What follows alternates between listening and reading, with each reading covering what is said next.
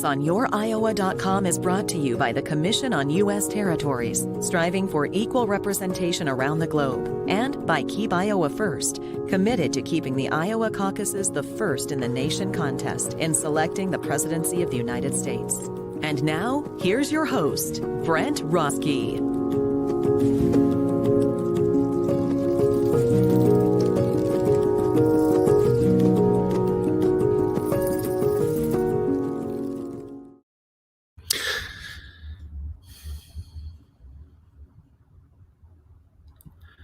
Good morning, everyone. It is Tuesday. It is cold outside.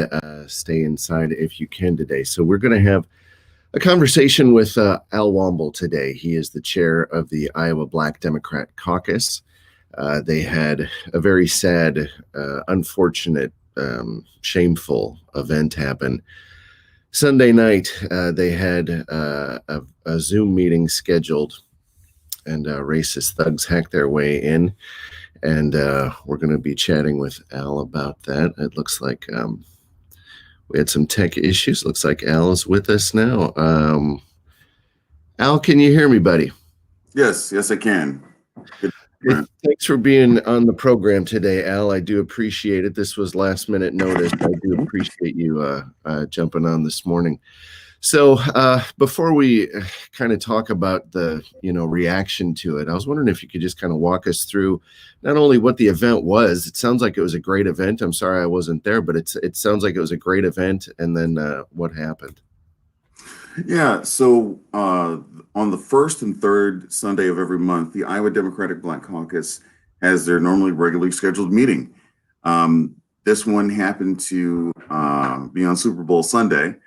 And it starred Ohio Congresswoman Joyce Beatty, who was also the incoming chair for the Congressional Black Caucus. Our meeting kicked off as usual. We, start with an opening prayer. We talked a little bit about some of the different priorities that we need to be examining up at the state capitol as far as legislation that we need to be, aware of. And then introduced Joyce Beatty, and she started out and she was like, hey, we've started out here, kind of as family. We started out with prayer. And so now we're going to, just have a nice time. And then that's when it started, with the racist slurs, the foul language, threats to people's lives.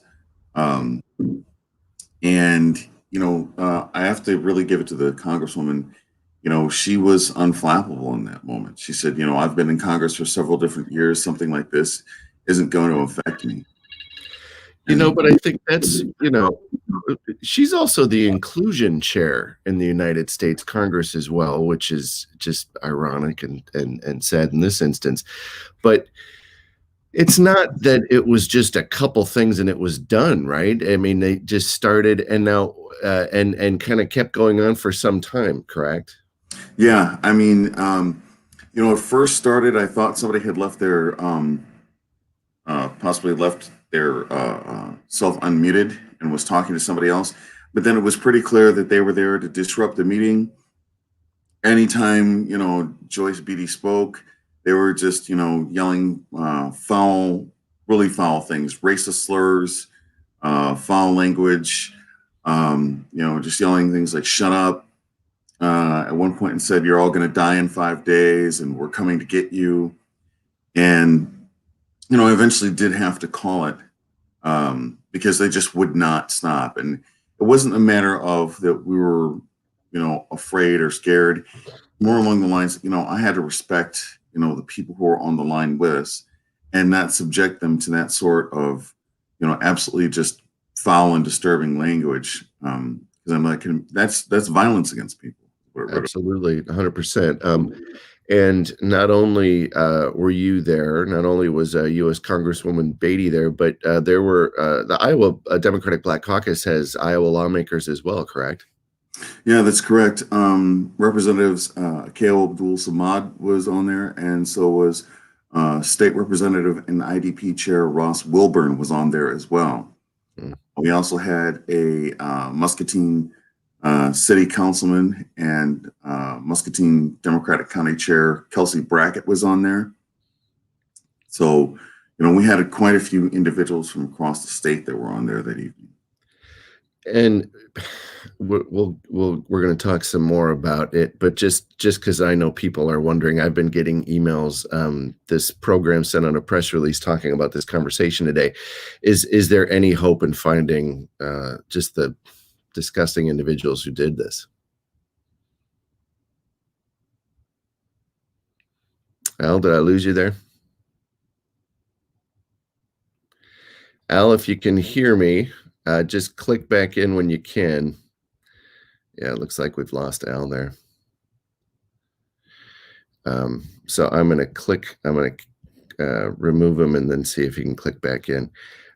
So folks, up on the screen right now, when Al clicks back in, we're going to talk about this. The last time Al was on the show was January 7th, the day after the riot that you're looking at right here. And the reason I use this footage, not only did we have the videographer who filmed this, but Al and I talked about the different ways that law enforcement has been dealing with this types of events. If you want to equate this with Black Lives Matter movements of the summer, which I know a lot of people have, I disagree with that. But we're going to be talking about that when Al clicks back in.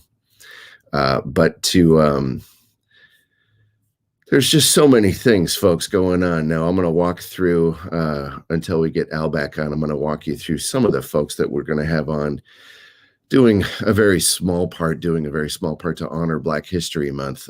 Stephen Adams is one of the producers of this film, Rodney King. It's on Netflix. He also produced the movie, The Huey P. Newton Story. Both of these films are directed by Spike Lee, and the producer, Stephen Adams, is an old friend of mine from Los Angeles. He's going to be on next week talking about Black History Month. Just yesterday, Deborah Willis was on. She's actually one of the professors at NYU alongside Oscar nominee Sam Pollard, who was on this program just a few weeks ago with his documentary, MLK FBI. But yesterday, we chatted with Miss Willis about her brand new book, and I bought a copy of it just yesterday, and it looks like we got Al coming back in. But I'll give Miss Willis another plug for her book here, The Black Civil War Soldier. Fantastic book. Mine is in the mail right now. I bought my copy yesterday, but definitely check that out. A history that needs to be discussed. Hey, Al, are you there, buddy? Yes. Sorry about that, Brent. No, not at all. This is you're doing us the favor this morning. I appreciate you being here. So just because I know people have been asking, is there any hope in this instance of finding out? I know some people were recording IP addresses. Is there any hope of finding out who did it? Well, I certainly hope so, because I'd like to make sure that whoever did this, not only do we catch them and prosecute them, but also to give the message to other individuals who might try this kind of thing that, if you do it, there are ways to make sure that we catch you and that we prosecute you for this kind of action. So. Yeah, and I certainly hope that something is done. You can find him. Now a segment like this is just sad, and one of the reasons why it's so sad. I'm 46 years old, and when I was growing up, you saw black and white footage of the civil rights struggle, and I just assumed that by the time I had gray in my beard that I wouldn't really be worried about that sort of thing and hearing about that sort of thing. Let's go through some of it's just as a little social experiment. I Google searched racism this morning, and one of the articles that pop up, we're going to go through some others. Utah school will no longer allow parents to opt out of Black History Month curriculum. This is trying to be a positive article. This is The Hill put this out, saying that we regret that after receiving requests that an opt-out form was sent to families who didn't want to teach their kids about Black History Month. This is one of the first articles to come up, that somehow that we should not shield, and this is now the school administrator saying we should not shield our children from the history of our nation, the mistreatment of its African-American citizens, and the bravery of civil rights leaders, but should educate them about them. That's what they're saying now after they had offered this opt-out You know, I mean, you know, it just seems like we're living on another planet where all of a sudden history doesn't matter, facts don't matter. Mm-hmm. I don't know if you saw Al, the country singer who was yelling racial slurs this weekend. And folks, if you don't think that racism is sadly alive and well in this country, listen to this headline. This was Billboard magazine. And it's a shame. Album sales surge for this artist after racist comment. I'm not saying the artist's name because I don't want this person to get any more album sales off of yelling racist slurs. But Billboard reports that his latest album sold 25,000 copies last week, which is an increase of 102%. And this is after he was dropped by his label for shouting racist slurs. It goes on, and I'm gonna call out some other headlines here in just a second. But Al, I mean, you were on the day after the Capitol riots. We're gonna show that clip right now. I'm just gonna let it run here. Mm-hmm. We talked about this. Brendan Gutenschwager was there that day. He filmed this, and I'm grateful to Brendan for giving us permission to use this. This is something that other networks have to pay a lot of money to show, but Brendan was kind enough to let us play this. I feel like you and I are beating a dead horse here, but just talk about, we talk about trying to get the guys who just hacked into this meeting, but I mean, it's got to be wearing on you, man. Well, it is. One of the interviews that I had yesterday with one of the TV channels, we were talking about the fact that, people were threatening individuals' lives on this phone call or on this Zoom meeting. And I said, sadly enough, this is not my first time having my life threatened this past year due to political issues. When I was out trying to help register voters in predominantly Black neighborhoods, I had my life threatened not only by people, driving by and shouting things. People sent me hateful emails and stuff. So, I mean, unfortunately, yeah, racism is alive and well. And, I think that it's just so very disturbing because there are people like, you and I who are, students or at least aware of our history. And we saw some of the things that, this country went through in the 40s and 50s and 60s with people trying to battle for civil rights. And what almost feels like we're right back there, because we had an individual who basically said, it's okay to express these attitudes again. This sort of thing is all right. And it's unfortunately brought out an ugly side. And I'm not saying that he's totally responsible for that, because that was always there. He just made it, it's okay to be expressed that again. Instead of saying I should be hiding those feelings away. Racism has always been there. Donald Trump is somebody who just magnified that by making people feel like it's okay for me to express that and say that again. Whereas before, most people would be like, no, I really should be ashamed of this, or I should not do this. He brought it to the forefront. But he by no means is totally responsible for it. And my understanding is that one of the things that people were shouting during your meeting that night was Donald Trump. Is that correct? Yeah, that is correct. Yeah, it is. And that's the thing, right? Scoundrels are going to do what scoundrels do. And then all of a sudden, if they feel there's an opening, if they feel they're being applauded for this racist bullying behavior, this thuggery, this disgraceful behavior, I mean, we just have to say, not only is it wrong, but there needs to be social punishment. There needs to be re-education. Here's another headline. Vermont Public Radio just put this out this morning, and I'm going to read a quote and then tell you what the quote is about. The quote is, "So I'm not a stranger to racism, but in my 37 years of life, I have never been told to go back to Africa until I joined the select board." What this is up in Hartford, Vermont Public Radio. The town of Hartford has been trying to address systemic racism in town. It hasn't been easy, and a select board member has resigned after she was harassed. Elisa Barlow had been living in Vermont for 15 years, never really thought about running for local board. Then last year, someone said you should give it a shot. So her quote was, "It wasn't just to represent my culture, it was to represent the larger community of disenfranchised, marginalized folks who live in Hartford." Barrow says here, who is Black, beat out a long-serving incumbent in a tight race last year. Then within months, Mr. George Floyd was sadly killed in Minneapolis, and she said things started changing. A contentious debate concerning the Pledge of Allegiance happened. And then she was called the N-word with a hard R in her words. And I'm not a stranger to racism, she says, but I'd never been told to go back to Africa. And she ended up resigning. It was just too much. And sadly, her resignation follows Miss Rachel Edens, another Black woman who was also harassed. She resigned. And her quote says, as much as people say Vermont doesn't have a problem with discrimination, it absolutely does. And that's not to say that as a state we're bad. We should not just bury our heads about it. We've got to do something about it. That's, Vermont.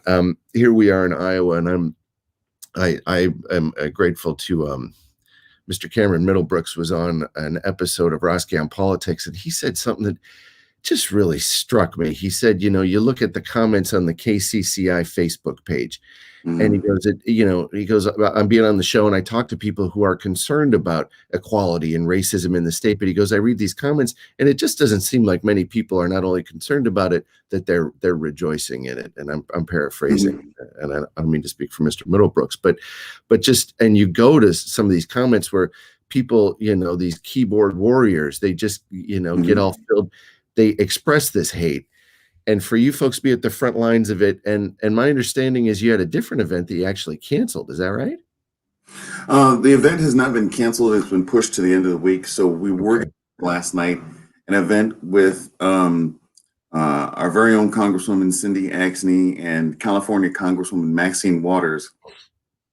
That has been moved to the end of the week so that way we can provide better internet security, to make sure that sort of thing does not happen again. And, the example of that young woman up there in Vermont just shows that, when you are experiencing this type of, hostile racism, this, mental and emotional violence towards Black people, it is going to sometimes prevent, talented, skilled people from being in the right position. Racism is stupid and illogical on an economic scale because you might have the one individual who's going to be the perfect person for that job. But because of racism, bigotry, and the type of violence that actually creates, it's going to prevent that individual from being in that job. And to me, we look at, like those schools. We also have to examine systemic racism. A lot of people are like, well, what are you talking about? I'm like, listen, certain systems are racist, and we need to re-examine that. When we look at our educational system, especially our banking system, our financial systems are often, very racially biased. And, I think the thing that, that Cameron is right. People have not only decided that, I'm a racist and I'm great with that. I'm happy with that. And it's got to be a point where, and people all the time, Brent, come up and ask me, well, what can I do? What should I do? Well, first of all, whenever you see or hear racism, confront it. I know it might make you uncomfortable, but think about the person that hostile, violent language is aimed at. How do they feel? So when you're somebody who, not to put you on the point, my friend, but if you're somebody who looks like you, would you sit there and confront racism and stop somebody from making a racist comment? It means a lot more than not a lot more, but it's very helpful. When somebody like me says it, I'm expected to. That's what I'm supposed to be doing. When it is somebody, like yourself, that can really help stop that type of situation from happening. It's frustrating. And that's, it's a phrase that, I hadn't really been that familiar with just until last year. Actively anti-racist. It's not just one thing to not be racist yourself. It's about speaking out. It's about not letting, I'm at a family get together and we've got folks, people that I don't know there, but that doesn't mean that they weren't invited part of this group. And one of them says, oh, it was probably a Black guy. And I said, what did you just say? And that's Al, I got to tell you, man, and we're in Iowa. People, we're not, people think, oh, the Deep South. Hey, here's a newsflash. Georgia just voted Democrat. We're in Iowa. And it was just this casual little funny thing. I said, what did you just say? Like, what? I said, how is that even a joke? What? And then I'm the bad guy for it. But who, like, if I get upset about it, I can only imagine. Now let's talk about Super Bowl here. Super Bowl, the NFL goes up there and they said, we're going to invest $250 million into battling systemic racism. How about you hire Colin Kaepernick? How about you give the guy a job? How about you put him as a coach's job? How don't you stop treating him like a pariah? You know, boy, it just burns me when I see people so casually throwing around Martin Luther King quotes around Martin Luther King Day. Here's a newsflash, folks. During Martin Luther King's life, he was not applauded by other communities. Right. J. Edgar Hoover was much more the superstar back then. Colin Kaepernick is the Martin Luther King of today. And the fact that he is sitting there, not a part of the NFL, and they're saying we're gonna put $250 million toward systemic racism. I mean, to me, just smacks of it's opportunism. It's not putting your money where your mouth is. It's just a nice little promo soundbite. Yeah. No, I mean, you know, when you say, you know, show me your values, well, show me your bank statement. You know, show me where you're really spending your money. You know, then yeah, bring on somebody and hire an individual like Colin Kaepernick. You know, who do you have working in the front offices of the NFL? You know, who do you have working on your teams? And that's really going to show me a little bit more that you're actually, you know, concerned about inclusion and, you know, when you're trying to be anti-racist. You know, it's about where basically have you put your money? You know, and more importantly, if you see somebody in the NFL, whether it be a player or a coach, who's making racist statements, you know, your thought process has got to be, you either stop immediately or you're gone. There is no ifs, ands, or buts. There is no making excuses. Oh, I was just joking. You know, that's kind of like, you know, you were talking about. You know, I had an incident once in northern Minnesota at a job site where I was working on. And you know, I was there as the safety administrator. I'm there to help make sure that everybody goes home safely and is having a good day. And at the beginning of our day, during our safety assessment, somebody made a racist joke and everybody laughed. And, you know, the problem with that was not only was I offended, but that also robbed me of my power and my authority for that day. I'm there to help make sure people go home safe and are alive. And suddenly they've done that. And then I got to come back to that job site the next day. Now, just imagine if there was one, because I was the one person of color amongst 30 people. Just imagine had one of those guys stood up and said, hey, that's wrong. You know, comments like that are not going to be accepted. You need to apologize. You need to never say anything like that again. And you know what, Al? What's interesting about it, just sitting here listening to you tell the story, I don't want people to say it's just a joke. What it actually is hate speech. And that needs to be the immediate response. It's not a joke. It's hate speech. Well. No, it's hate speech.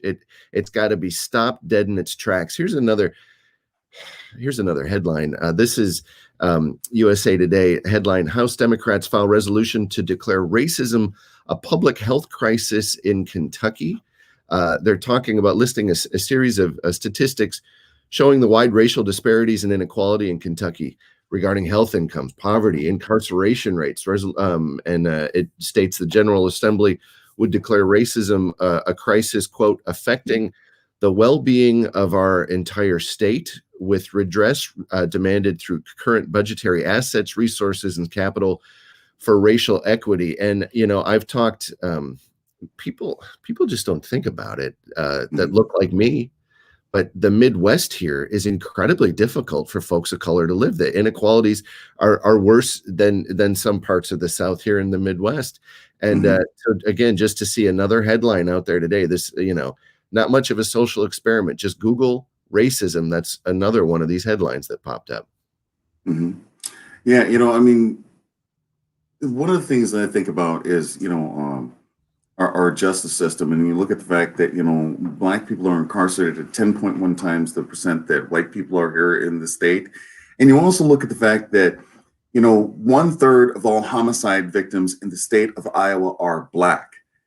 And right now, you know, here's a tragedy that I'm trying to deal with right now. Right now, there's something called VOCA funding, the Victims of Crime Act. That's going to be slashed by $4 to $5 million. Now, for domestic violence and sexual assault, they have a state appropriation of $5 million. Meanwhile, for, you know, survivors of homicide and victims of violent crime, there are $0 appropriated in the state budget. Now, let me say that one more time. if you're somebody who has, and God forbid, domestic violence or sexual assault, $5 million appropriated by the state of Iowa to help handle those issues.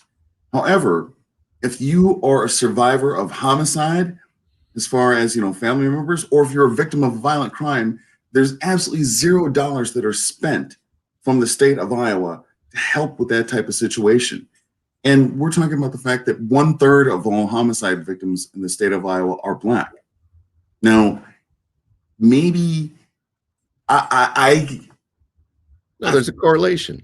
yeah. I mean, I'm absolutely outraged by something like that, because when we take a look at something like that, I'm saying that, we just don't care. And how can we look at somebody who has either lost a loved one or somebody who has been brutally beaten and saying, we don't care to help provide you the services that you require? And you talk about the statistics there. Another statistic, again, people so casually say, "Oh, there's no systemic racism." I was like, yes, in fact, there is. One of the examples that I use is if you have a name that has some type of African descent to it, it is 6 times less likely to be chosen for an interview. That's statistically, they've sent out these resumes. There have been studies where they changed the name to, say, Chad or Gary, and the odds of being called in are just so much better. Matt Dowd was a contributor to ABC. He was on the This Week program with George Stephanopoulos. Just this morning, he published a piece in USA Today, and this is, he goes, "It is time to speak the unvarnished truth, and to do so as often as loudly as we can, that there has long been a simmering segment of the American public that does not believe that all men and women are created equal." And it's sad that in 2021 we would even say that without it being a piece of history. But boy, the experience that you just had on Sunday, not only is Matt Dowd right, but it's, think about what sort of scoundrel you have to be to say the Iowa Black Democratic Caucus is hosting U.S. Representative Joyce Beatty to talk about inclusion, and during the opening prayer, when she says, "Tonight we're going to be like family," to then start shouting racist, horrible, awful content. Think about what kind of person you have to be. But then, why are you doing this? To be applauded, to be, it's just, when I read about what happened to your meeting, I was just literally outraged. But again, I just don't want people to think that get to go through life that don't have these things bashed into their heads on a weekly basis. I don't want to hear anymore, "Oh, there's no racism in Iowa. America's not racist. Oh, there's a big chunk of this country that is, and they need to be treated like pariahs." You're absolutely right. I mean, it's got to be something that we acknowledge. And, some people say, "Oh, you're being unpatriotic," by pointing that out or saying something like that. I'm like, no, I'm sure there are some of us out there who have children. Okay. I love my children, but if they do something wrong or inappropriate, I want to stop and I want to correct that behavior. I love this country, but I acknowledge that there is racism out there. I love this state. I acknowledge there is racism out there. And you know what? It's something that is wrong and it needs to be corrected. And it shouldn't necessarily be a left thing or a right thing or a black thing or right thing. It should be, this is something that is wrong and should be stopped, period. That's all that it needs to be. Somebody asked me yesterday in one of my interviews, well, did they break any laws by doing this? It shouldn't matter if they've broken a law. It's the law of common human decency, and that should be something that overrides us at all. Is there a law against me running up to somebody on the street and yelling in their face insults and slurs? No. But everyone should realize that if somebody did that, that would be wrong and it should be stopped and it should be called out. And this shouldn't be any different. And especially when that sort of violent language and rhetoric makes people truly feel like their lives are in danger. When we just went through a year where there was lots of racially motivated violence, and there were times I felt like I was in danger. I felt like, when am I going to be next? When is it my turn to suddenly be attacked by, some sort of random white person just because I woke up that morning black. Not because I did anything or I said anything or attacked anybody. I just happened to wake up black and step outside my door. And so now I'm going to be another victim of violence. And so when we have incidents like we did on Sunday night, that racist, violent language that is violence against Black people makes people feel insecure and makes them feel, when am I going to be next? And that's wrong. Nobody should wake up and step outside of their door and think, I'm possibly going to be a victim of violence or homicide today just because I'm Black. In Matt Dowd's piece, he said, we can only solve our long history of racism as if white people like myself stand at the front of the effort, arm in arm with our brothers and sisters of color, and speak the truth. And sometimes that even might be speaking first in a message to our white sisters and brothers, which is 100% true. The battle doesn't only happen when you're standing next to friends of yours who don't look like you. The battle continues, and injustice to another human being is an injustice to us all. Martin Luther King Jr. wrote from a jail in Birmingham. He said, injustice anywhere is a threat to justice everywhere. We are caught in an inescapable network of mutuality, tied in a single garment of destiny. Whatever affects one directly affects us all indirectly. And then Matt Dowd goes on saying, staying quiet or quietly agreeing about racial injustice undermines all Americans, who makes a farce out of our Constitution and our Declaration of Independence. It has to be treated like something that has got to stop. There can't be this wink and a nod. There can't be the denial of its existence. And we talked about this on January 7th, but here's this videotape, and I keep coming back to this. Folks who watch the show have now seen this. So there's a white cop trying to kind of casually punch a white guy who is actively trying to pull down a stanchion. Now, what I do, I've written movies, I've written TV shows, and what I always do is think about different casting. It's just a way for me to look at, what is the truth of a situation? Do you think that if that was a group of Black folks trying to pull those stanchions down, that he would be holding a mace? If it's a white cop and a Black guy, they shoot 7 bullets in his back as he's trying to get in a car. They kneel on his neck while he chokes out. And again, think about George Floyd.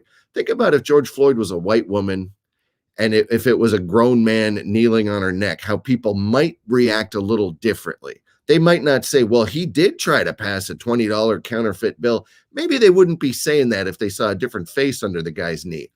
This scene right here, I'm just beside myself. 2 of these police officers have killed themselves after this. And folks, I don't know how else to say it other than I say everything I'm saying with due respect. But there have been real world consequences from this. Folks are getting brought up against charges, but these police officers must be feeling some sense of shame. And I say that not lightly, that this is how a group of white, middle-aged, divorcee, loser men get treated, trying to overthrow our government. And look, some people say, oh, you're overreacting. It was just an insurrection. Folks, that's the United States Capitol. I have one tattoo, the American flag. I take this incredibly seriously, that people broke windows to go into the Capitol. And this is how they get treated. Now, there's stories out right now, their orders, etc., what they were and were not allowed to do. But folks, that, a Black man gets a knee put on his neck, choked out, and dies, and other cops surround it to make sure that action is not stopped. If you're a group of middle-aged white guys, this is what happens. Right. No, exactly. I mean, that entire day on CNN, you consistently heard individuals talking about the fact that if this was a group of, Black protesters, there would be a much different reaction. There would be guns fired and bodies on the ground. And I've been there during, excuse me, please, some of those protests and seen the violent reprisals by officers sometimes when people are out protesting for civil rights. They're not trying to overthrow the Capitol. They're not smashing the windows of our Capitol. They're not, threatening the lives of elected officials saying, hang Mike Pence, hang Mike Pence. They're fighting for racial equity and social justice. And the fact that there was such different reactions, and you also look at the fact that, there are people out there who, on a personal level. Maybe they haven't necessarily been physically assaulted by an officer, but I know that they've been in a situation where they have felt threatened, where they have been pulled over or stopped, or even had an officer come and say, "Hey, what are you doing here?" And they felt like their lives may possibly be in danger. And then you look at these idiots. They're at our United States Capitol, breaking in, threatening lawmakers. And what are officers doing? They're just maybe pushing back, doing a little bit of pepper spray. When if those were black bodies, tanks would have been rolled in there. Guns would have been levied at people. Shots would have been fired. Yeah, down in Ferguson, Missouri, I was down there just a week after Michael Brown was shot, and I sat with State Senator Maria Chappelle-Nadal, and she was there during all those riots, and she talked about that the police were now the army, and that they were being moved on as if they were an invading force, tanks, full SWAT gear, etc. And you got people here. I mean, folks, this is videotape. Brennan Gutenschwager again gave us permission to show this. These look like people going for a bike ride. They got their little bike helmets on. I mean, as you know, Al, when the events this summer happened for Black Lives Matter, there were full SWAT teams lined up in front of the Capitol. There were, and again, State Senator Maria Chappelle-Nadal said, the tanks were just out ready to go. That anticipation of we're going to be there, we're going to stop this craziness, as if a civil rights protest has anything to do with this. I mean, we've all heard the stories now, but I'm going to keep running this footage. People are like, oh, well, the insurrection is over. I mean, they stabbed a police officer with a flagpole. One of them got killed, got hit in the head with a fire extinguisher. But again, this lack of, I mean, folks, where are the guns drawn? The only gun that got drawn was the woman who got shot inside. What do you know? People they turned around, didn't they? And I just, he's got pepper spray, for goodness sakes. The canisters of tear gas that you saw there were actually brought by the rioters here, the hoodlums.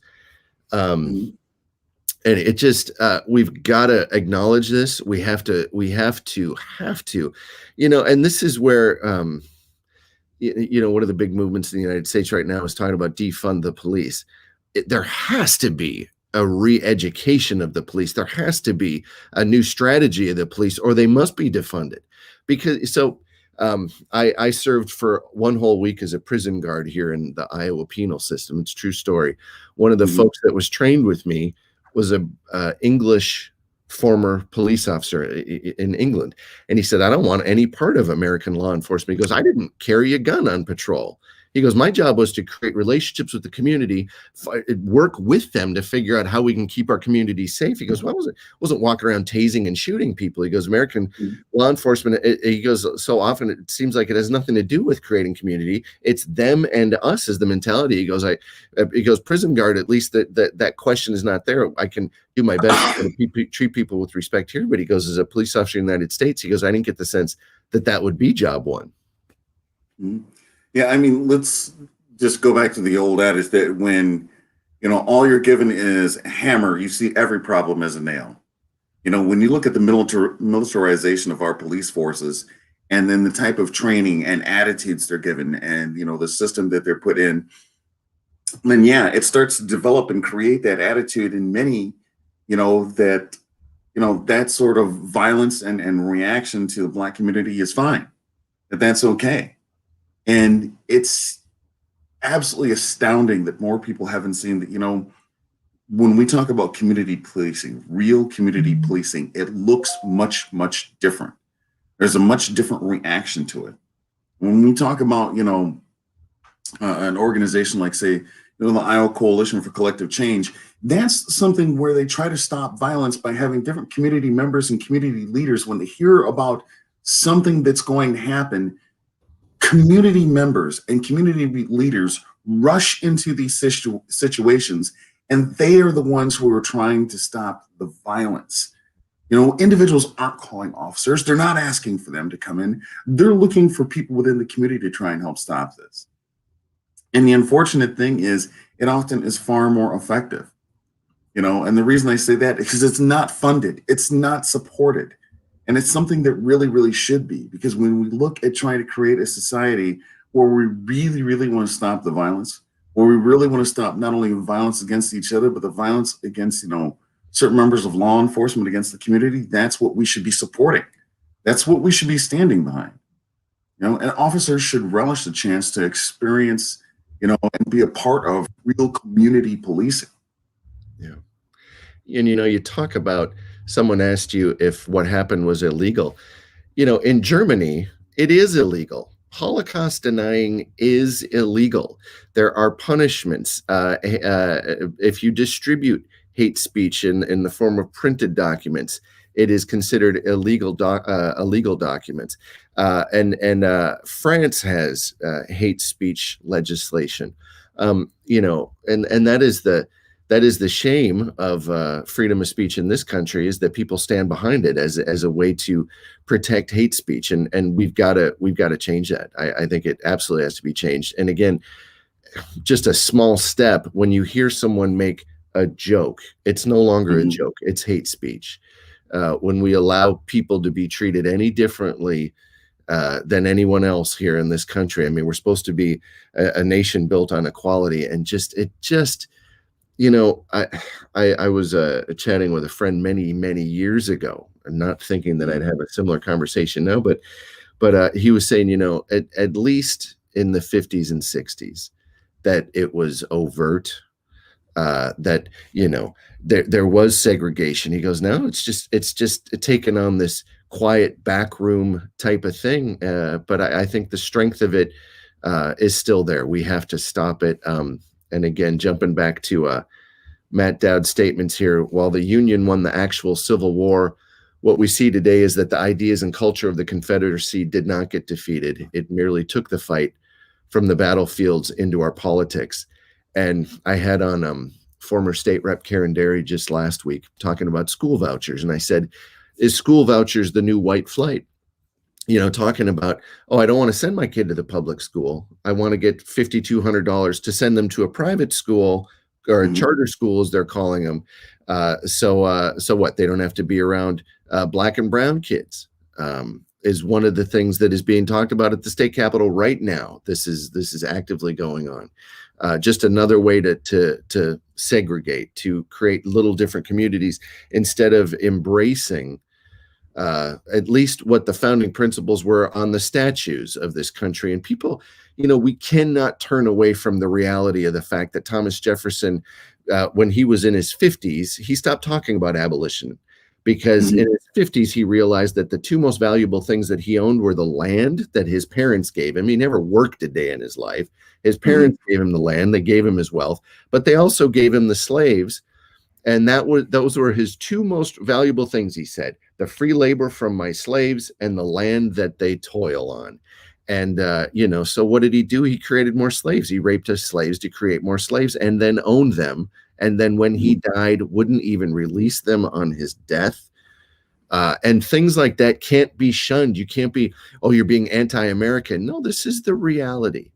To put it in business terms, the free labor of the slave workforce built this country. Georgetown University in 1868 was going broke. They didn't have enough students to make the freight. So they sold over 200 slaves to make enough money to live off that money to keep Georgetown University around.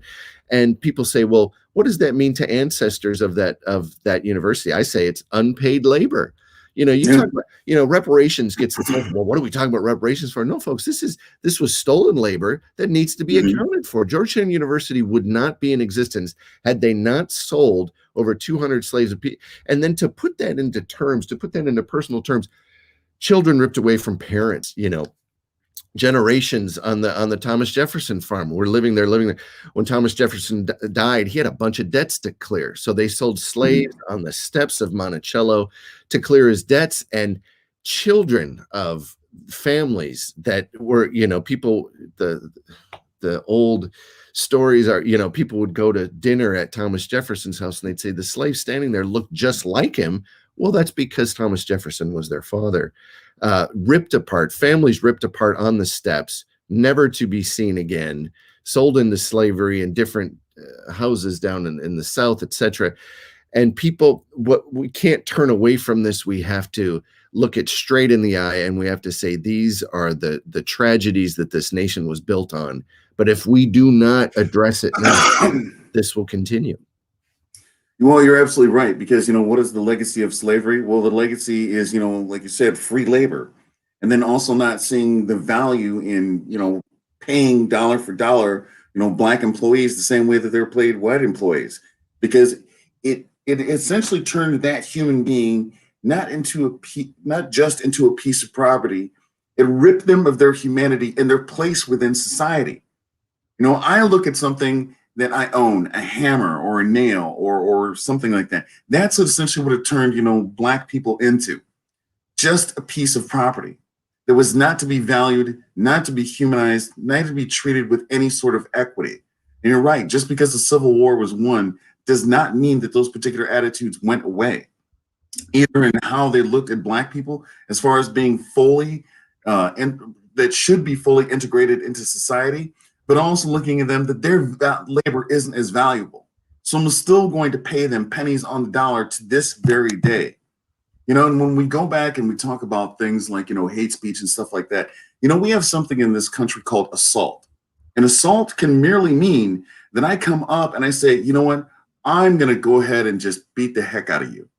That's considered assault, because we recognize that is violence against another human being, and that should be illegal. Why do we not recognize that racial slurs, racially motivated, language and hate speech is also violence against individuals and needs to be stopped and needs to be called out?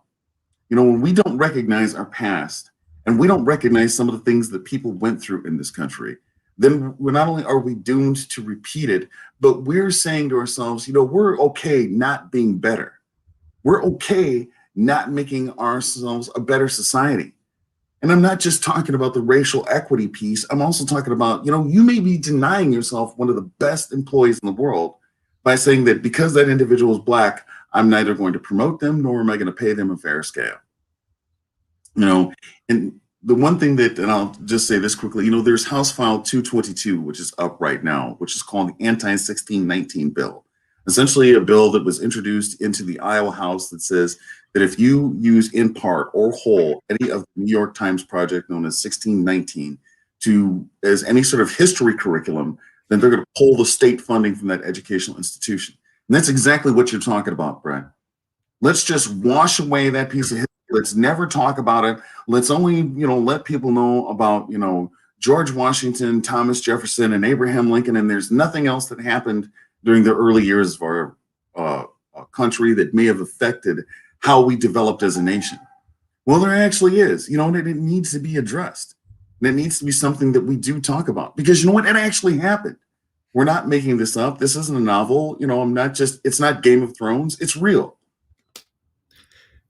You talk about that 1619 project, folks. If you haven't read that, do so. There's one of the sections in that piece that you're talking about.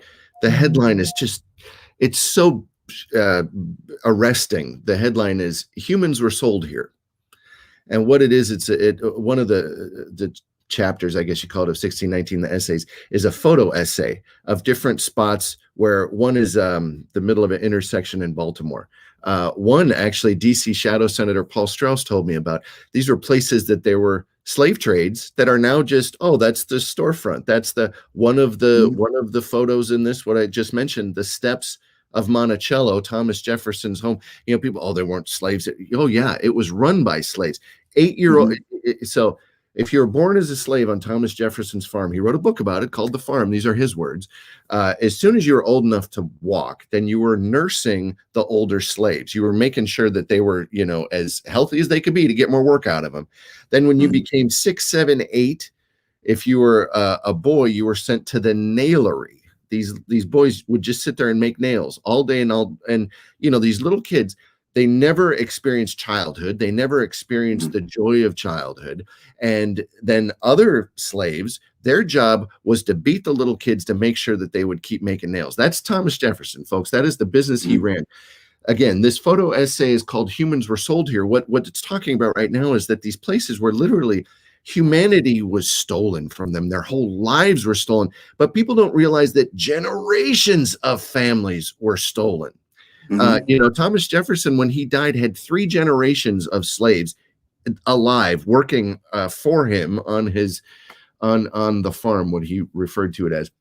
And to have legislators think that it's in any way acceptable to say, we're not going to talk about that. We're actually going to make it illegal for you to talk about that in schools.